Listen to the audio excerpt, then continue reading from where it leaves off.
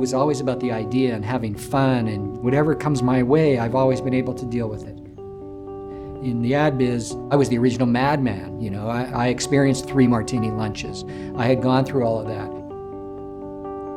And somehow the money came along. That was just a happy ending, I guess.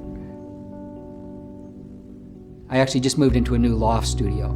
It is full of stuff. I have 5 bikes hanging from the ceiling. I have every toy you can imagine. I play my music on vinyl. I have a cottage up north, pool in my backyard, the kind of life that I guess most people look at and say, I want that. In July and August, I was saying, I don't feel right. I just don't feel like myself. I had the biopsy August 25th, 2010. September 7th, I go to the hospital to get the results. You can tell by the way the doctor was sitting and looking at me, and he said, "Ron, you have prostate cancer." Somehow it was almost like an out-of-body experience. Yeah, I know he's saying that, but I'm not sure he really means that, or I'm not sure he's really talking to me. And it wasn't until later with my family and having to tell my mother and all of that I actually cried. And I felt sorry for myself, because I know this sounds self-serving, but I'm a good person. I pick up all kinds of causes. I give to charity.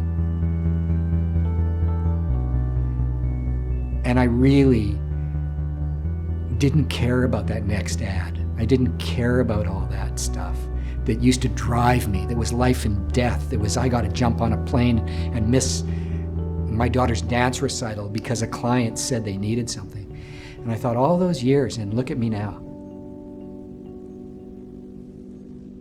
It could be all gone.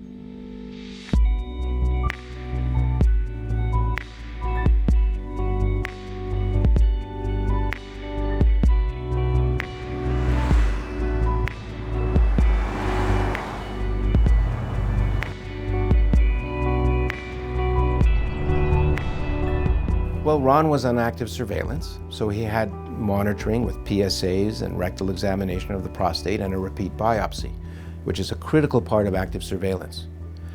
We did the biopsy, the repeat biopsy. He also had an MRI, which evaluates the whole prostate. So it turns out that he had a little bit more cancer than what we originally assumed, and that it was a slightly higher grade, so we made the decision that it's time to do something. For me, this is my journey. This isn't fighting cancer, this is living with cancer. Because I've done this active surveillance, all my lifestyle changes, maybe the cancer won't get any worse. But then I put my trust in Dr. Larry, who says, you've got to do this.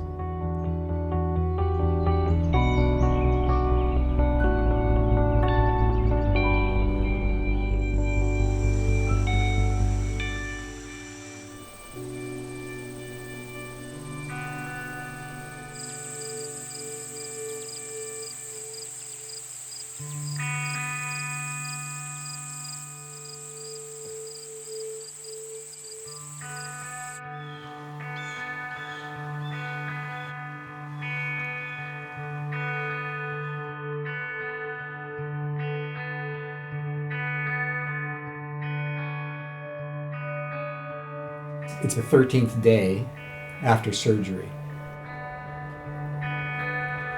I'll get my pathology report tomorrow, I hope. And I'm hoping that it's a good one. I'm hoping that I'm told I don't need radiation. If there's any learning from this experience, is that the things I did once I was diagnosed are really the things I should have been doing for years before I was diagnosed. I empowered myself with information that allowed me to make decisions in a very informed way. Through my contacts with Movember and so many friends I've made through the organization, the day after my surgery I had 300 emails. And talk about support, that was just incredible. Knowing all those people were sending me the good karma. Movember helped me. And helped me get through all of this, because there was always a story about a survivor.